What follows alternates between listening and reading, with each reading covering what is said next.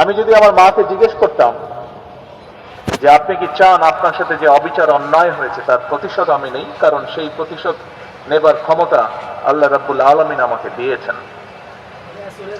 আমার মায়ের সন্তান হিসাবে আমি নিশ্চিত আমার মা আমাকে বলতেন, তোমার দায়িত্ব দেশের সকলকে ঐক্যবদ্ধ করে সামনে এগিয়ে যাওয়া, দেশকে সামনে নিয়ে যাওয়া। আমি যদি আমার ভাইটিকে জিজ্ঞেস করতে পারতাম